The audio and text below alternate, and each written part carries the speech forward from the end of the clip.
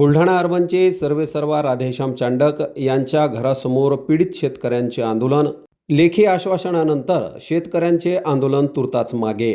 Buldhana urban cooperative credit सोसायटीच्या कोथळी शाखेत जवळपास 17 कोटी रुपयाचा आर्थिक घोटाळा झाल्याचा आरोप करत वंचित बहुजन आघाडीचे नेते प्रशांत वाघोदे पत्रकार परिषदेत आरोप केला होता. कोथळी परिसरातील अनेक शेतकऱ्यांची फसवणूक करून कोथळी शाखेचे तत्कालीन शाखा व्यवस्थापक यांनी त्यांची शेतजमीन मॉर्गेज करून घेतली. मॉर्गेज केलेल्या शेतीनंतर त्या बदल्यात पैसे देण्यात आले नाही. या शेतांवर चढवलेले कर्ज हटवून शेतकऱ्यांचा सातबारा कोरा करण्यात यावा अशी मागणी शेतकऱ्यांनी केली आहे. या संदर्भात बुलढाणा अर्बन कर्मचाऱ्यांकडून उडवाउडीचे उत्तर दिले जात असल्याचे सांगत बुलढाणा अर्बनचे सर्वेसर्वा राधेश्याम चांडक यांच्या घरासमोर आत्मदहनाचा इशारा पीडित शेतकऱ्यांनी पोलीस प्रशासनाला निवेदनाद्वारे दिला होता.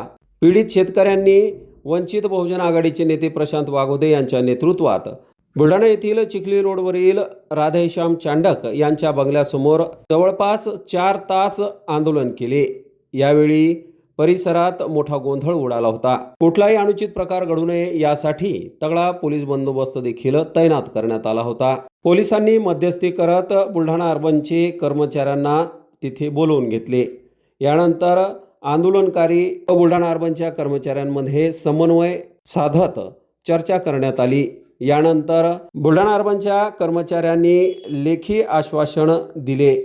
यानंतर हे आंदोलन तुर्तास मागे घेत असल्याचे वंचित बहुजन आघाडीचे नेते प्रशांत वाघोदे यांनी प्रसारमाध्यमांशी बोलत असताना ही माहिती दिली.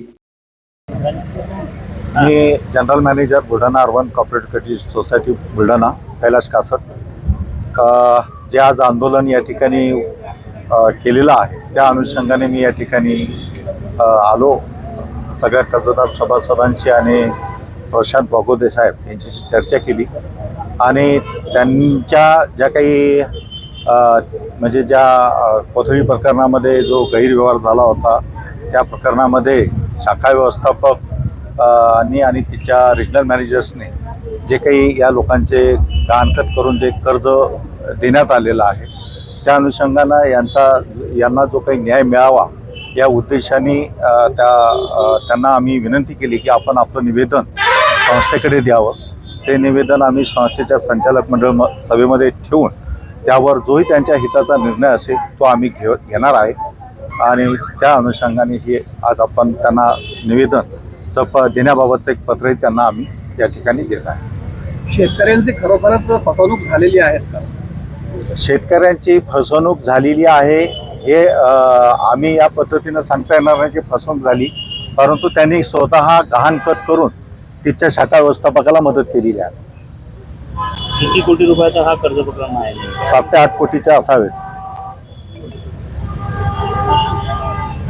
कोथळी शाखेमध्ये 2022-23 मध्ये जो आर्थिक गैरव्यवहार घोटाळा झाला होता त्या घोटाळ्याशी संबंधित जे काही पीडित आहे जे गेल्या दीड वर्षापासून संस्थेला विनंती करत आहे त्या कर्ज प्रकरणातून मुक्त होण्याकरता मागणी करत आहे, त्याच अनुषंगाने आज रोजी म्हणजे 19 जानेवारीला 18 लोक व त्यांचे संबंधित नातेवाईक यांच्या उपस्थितीमध्ये या ठिकाणी संस्थेचे संस्थापक अध्यक्ष राधेश्यामजी चांडक यांच्या घराच्या समोर आत्मदहनाचा इशारा दिला होता.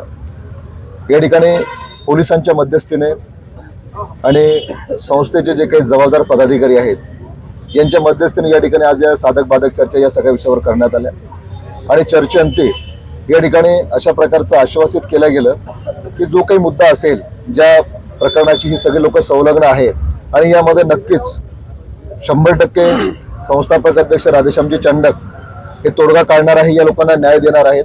कारण या सगळ्या प्रकरणाची इत्थंभूत माहिती यांना पण आहे आम्हाला पण आहे. पण आज शाखेचे जनरल मॅनेजर जे बुलढाण्याला असतात त्यांच्याकडनं आज या सर्व आंदोलनकर्त्याला एक या ठिकाणी त्यांनी एक पत्र दिलेलं आहे.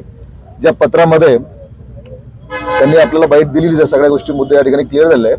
तर या पत्रामध्ये त्यांनी 45 दिवसाचा वेळ मागितलेला आहे. 45 दिवसाच्या आत या ठिकाणी संस्थेच्या वतीनं उचित व योग्य आणि पॉझिटिव्हली सकारात्मक कोणाचं या ठिकाणी नुकसान होणार नाही अशा प्रकारची कारवाई करण्यात येईल.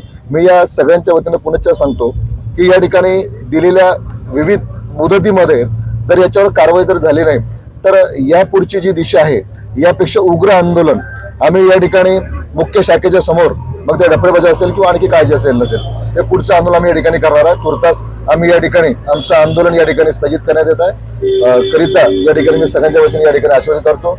पुण्याच्या या ठिकाणी सर्व पत्रकार बांधवांचे, पोलीस बांधवांचे या ठिकाणी मी आभार मानतो. थांबतो. जय. बँकेकडून शेतकऱ्यांच्या सातबारावर जो बोजा चढवण्यात आला आहे त्या संदर्भात बोजा कमी करण्याचे काही पत्रव्यवहार करण्यात आले का? या ठिकाणी आता त्या सगळ्या इंटरनल बाबी जर पाहिल्या आपण तर आम्ही जे वारंवार सांगत आहे किंवा लोकांची फसवणूक झाली नियमबाह्य पद्धतीनं, तर असे अनेक काही त्याच्यामध्ये टेक्निकल इश्यू आहे की ज्यामध्ये ही माहिती पुढे आल्यानंतर त्या ठिकाणी नियमबाह्य पद्धतीने काही गोष्टी घडलेल्या आहेत. कारण मी अगोदरच बोललो की 11 कोटीचं मॉर्गेज करत असताना सगळी लोक बँकेच्या ॲडव्हान्स खात्यामध्ये किंवा BMच्या खात्यामध्ये ती रक्कम डेबिट करू शकत नाही. त्या कर्जदाराच्या खात्यामध्ये ती क्रेडिट करून विड्रॉल करण्यात त्याचा अधिकार आहे. पण अशा अनेक काही बाबी आहेत. पण आता या ठिकाणी सगळ्या गोष्टी क्लिअर झालेल्या आहेत. त्यामुळे पुढचं बोलणं आता मला काय आता या ठिकाणी उचित वाटणार.